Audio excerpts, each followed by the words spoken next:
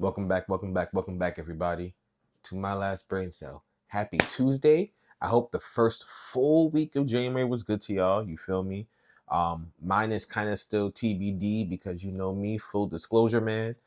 I'm recording this a week prior, so my week is yet to really begin. Honestly, it's Monday. It's the first day of the first full week of the month for me. So, but I think it'll be a good week. But I hope the first full week of the month was good to you, as I am talking to you in the present tense. And yeah, I hope you had a good weekend as well. I hope you caught the Sip Read Repeat episode. It was a really fun one for me to do as I read that book growing up. So make sure you go check that out. And I think that's all the housekeeping I have for today. So we are going to get into the question of the day in a bit, but I do want to let you guys know, I hope you stay tuned to the end because we are going to be trying the two different flavors today of the mini biscotti cookies from Cooper Street Snacks. So stay tuned for that. But for right now, question of the day. We're going to get a little crazy. If you guys remember, a few months ago, I said, I know I'm not like digging into the deepest recesses of my brain to ask questions of the day. And part of it is probably because I was afraid to give you guys this side of me. But here we are. I had a very interesting conversation with my friends a few weeks back, almost a month now at this point. I want you guys to be the judge. We were talking about furries, and I asked the question: at what point is the line crossed from cosplay to furry, right? Because like, what if you just like dressing up like animals? What if you just like being a horse or being a squirrel or being a dog? What if that's your thing? At what point does it become that you are labeled a furry, right? Like just like for cosplayers, like at what point is it not a costume and is it a cosplay? At what point does it become a furry?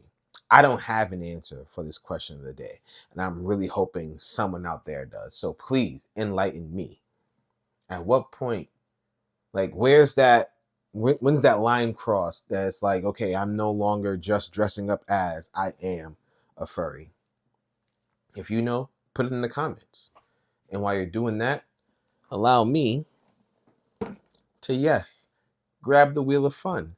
And here we go. If you're new here, or if you haven't been here in a while, the wheel of fun is something that I spin. It tells me a topic, it gives me some direction, and we go from there. Shall we? Big money, big money, big money. I have it facing you. I don't know what it says. Manga. Oh! This is the perfect time to talk about it because it's funny, yeah? Manga, for me, for the most part, comes out on Sundays, right? And the Sunday prior to this, like prior to you guys watching this episode, there was no manga. So it's perfect because the day I'm recording this, I just read some heat. So this is going to be quite a yap session for me about manga. Here we go. Where to start? Black Clover. So the internet was already talking about Black Clover because we all know that we all knew the climax was reaching its peak and that the manga is going to end soon, right? So we probably have 3 more chapters come April. I would say by April 2026 or May, whenever the next batch of chapters drops, Black Clover will be done with less than 400 chapters, which is sad. I was hoping it would at least reach 400, but we won't get there, right? But the manga went nuts. Tabata can do one thing. If Tabata could only do one thing and one thing good, it's his fight choreography. It's only gotten better and better and better. The way he illustrates speed, the way he has the combos, the way he has their attack patterns, the way he emphasizes attacks. I'm gonna put a panel on this page or on this video, and if you are an anime only, you should skip this because this almost definitely counts as spoilers. So I'm gonna put it up in about 7 seconds.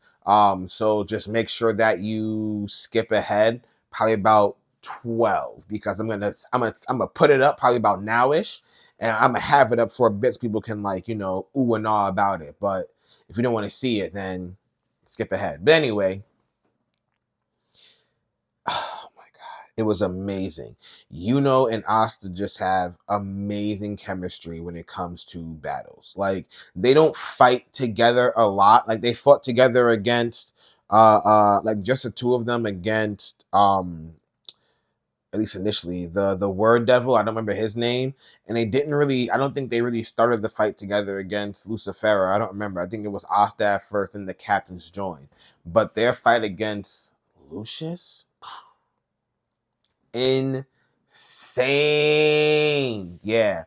And I should probably preface this by saying everything I'm talking about is a spoiler, especially when it comes from manga. Everything I'm talking about is a spoiler unless you're reading the manga. And some of the manga I'm reading are not animated, but should still count as spoilers. But yeah, Black Clover went in. It was sad to see. I went to reread some of the chapters. It was sad to see Marx and Vengeance crying at the death of Julius once he took his body back and healed everybody. I am curious to see now if anything comes from Adremalek, if we'll get a time skip. I think honestly, forget the Adremalek thing. I'm curious to see if we're gonna get a time skip, and if we do, how long, right? Because as much as Asta and could be Wizard Kings, they probably aren't gonna be Wizard King at the age that they're at. I would assume that they probably have to wait until they're at least both 21, right? So if I were a betting man, I think they're both 19 currently in the manga. So if we get a time skip, it'll probably be 2 or 3 years. And I would assume that someone's been put in charge of the role of Wizard King. And if I were a betting man, it's probably been Fuegoleon. So Fuegoleon's probably holding down the Wizard King throne if there's a time skip until either Asta or are ready. And if that's the case, I'm sure that to battle it out. Or goes back to his home country. But I can't see him going. I just can't see going back to the Spade. He's the Clover Kingdom. I just can't see it happening. But that's just me. Put your thoughts in the comments while I move on to the next one. I won't talk about all the manga I've read, just the ones that were just like super heat to me, right? Because like Sakamoto Days was kind of whatever. Ichi the Witch. Ichi the Witch is definitely one of my favorite reads. I can't rate it because there's a lot of good reads right now, but Ichi the Witch is definitely a manga and a chapter that I look forward to every single week. Man, first of all, the art is incredible, and the way the story is progressing right now is insane. 2 back-to-back weeks, I've gotten panel of the weeks from there. I even got my own meme now from Ichi the Witch, and I'll put that on here too because this one's not a spoiler, right? So you don't need a warning. But excuse me. Oh my goodness, we got to see displays of power from Discaris in the last couple of chapters. We got to really understand why her being the strongest means so much. And to me personally, I think I understand now why she was or is so infatuated is the wrong word, but I can't think of a good word. Infatuated is the absolute wrong word, but it makes sense why she appreciates or likes or is fond of. That's a way better way of putting it. It I think paints the picture very well of why she is so fond of Ichi, because Ichi quite literally reminds her of her brother, right? Because her brother was just so into magic, but as a man in this society, if you don't know anything about Ichi the Witch, it's a world where only women can become witches. And in this world, there is a boy who was living in the wild. His name is Ichi, and he ends up killing one of the most powerful magics in the world.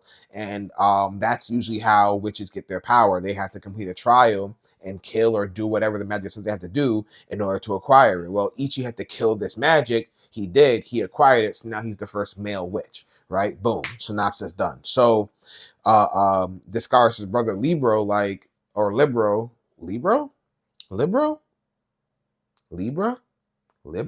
whatever. Discaris' brother, he can't be a witch.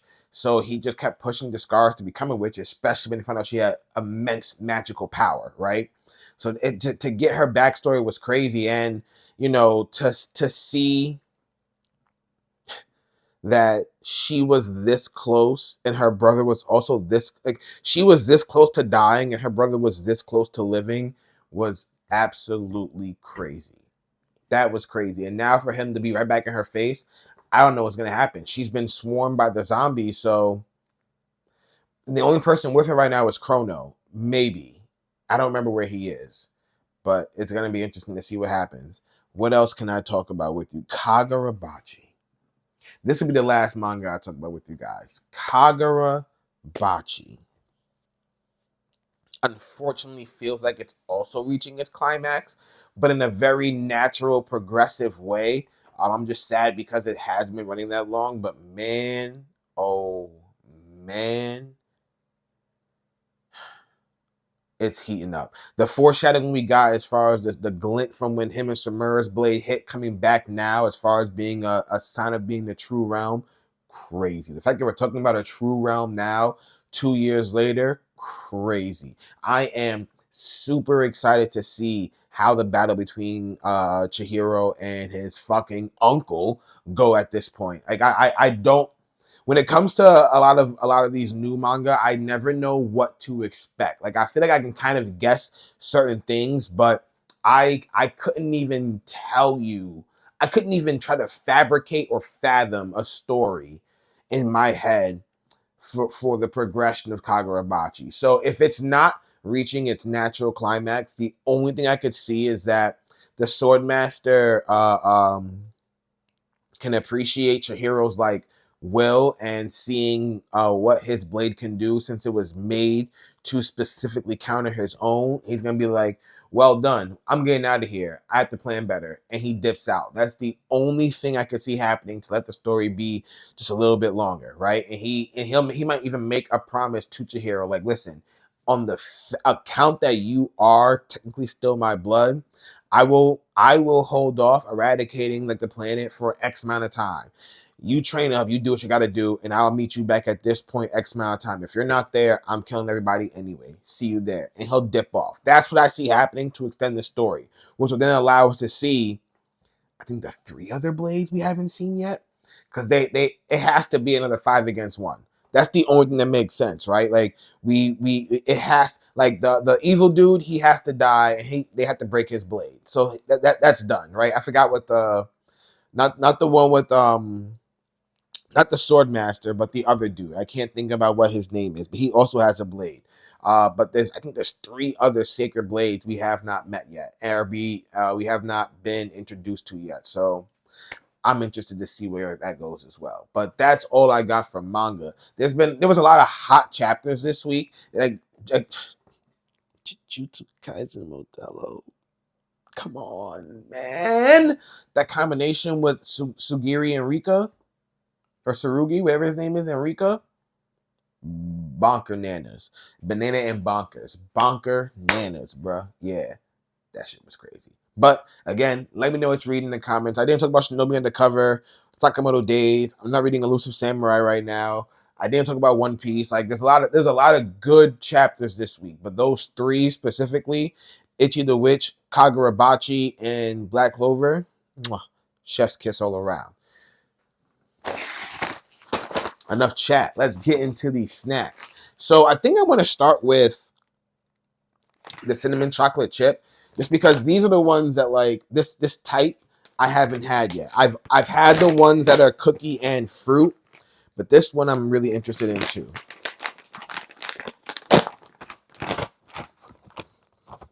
You can smell that young chocolate.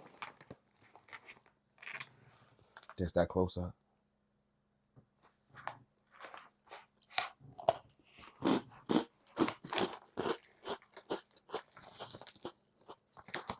It's chocolate.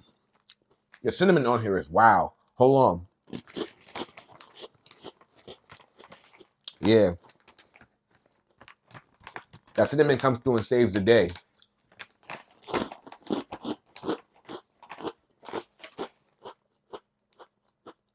That's good though. One thing I forgot to show you guys was know, on here it says actual snackable size. And I compared it with the blueberry lemon one because that's my favorite one. So I ate the big bag already, crushed it off camera. I'll try the one for you guys later just because, like, I know what that one tastes like, right? So for me, that's low priority. I can tell you that one is fire. And I can also tell you I still like that one more than the cinnamon chocolate chip. But where was I going with that? I don't remember. I started ranting for no reason. Anyway, orange cranberry. This one I'm also excited for because I think like this one just tastes like a cookie, right? The thing that was special with the blueberry lemon was the blueberry lemon. I never had that in a cookie before, right? Which is why I think even this one I might like a little bit more too, because it's again the fruit with the cookie. So one thing that I want to show you guys, so this is the cookie, orange cranberry. I assume that the cookie itself is the orange and then the cranberries are inside. But yeah, you can see like that's that actual snackable size. That's good marketing. So let's go. Orange cranberry.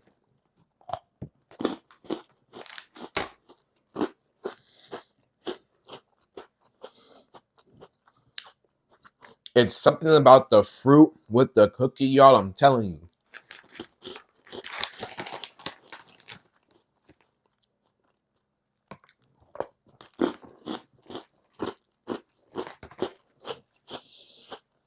The orange, the cranberry, the combo have a nice zest, right? So the cookie itself, the biscotti cookie, is pretty sweet. And there's only 8 grams of sugar per cookie, right? But the cookie itself has its own natural sweetness. But then you get to the fruit, and the fruit perfectly combats it. Blueberry lemon's still my favorite. But this one definitely goes over this one. And again, these aren't bad. I would still give this 7.5. This gets an 8.3. The blueberry lemon is 9.8. Stop playing with me. But yeah, this one only takes a leg up, and I bet you the cherry white chip will also have the same because this one tastes like a cookie. If you had a cookie before, you've had this, but the combination of the fruit flavors on here take it to another level. So make sure you go support if you can. And honestly, that's all I got for you guys. So until next time, this is King Echo signing off.